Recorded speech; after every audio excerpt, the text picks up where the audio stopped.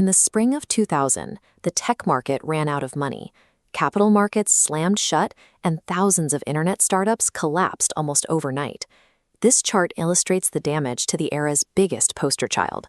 Amazon's market capitalization went into a free fall, crashing from $113 a share down to just $6. Wall Street analysts were ready to write the obituary. In June of 2000, Lehman Brothers warned that the company would burn through its remaining cash and go bankrupt by the first quarter of 2001. But the first quarter of 2001 came and went.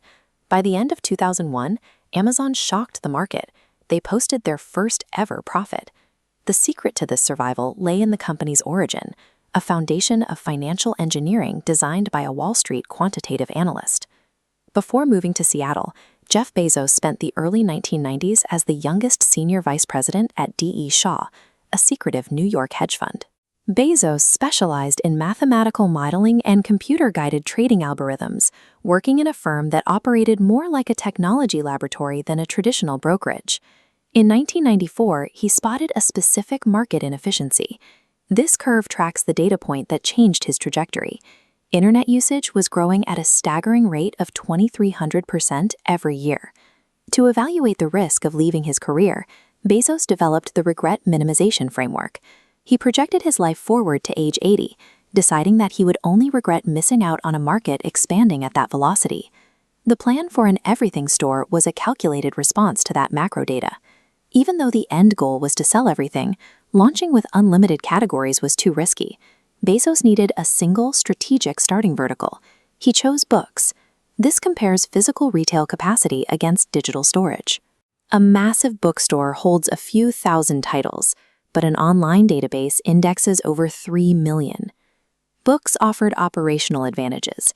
They don't spoil, are cheap to ship, and Amazon routed customer orders directly to wholesale distributors. Selling books was a low-risk wedge to validate a highly scalable, zero-inventory business model. In 1994, Bezos moved to this house in West Bellevue, Washington, establishing Amazon's first corporate office inside the attached two-car garage.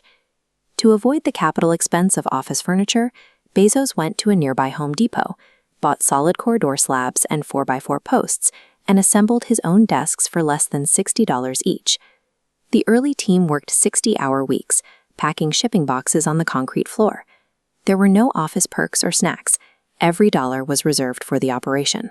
This door-desk policy institutionalized extreme resourcefulness, ensuring the company stripped away every non-essential cost before the business reached its first customer. That lean, austere culture is what kept Amazon alive when the dot-com bubble popped. While startups with heavy overhead vanished, Amazon's low-cost structure allowed it to weather the crash. Bezos shifted to strict operational discipline.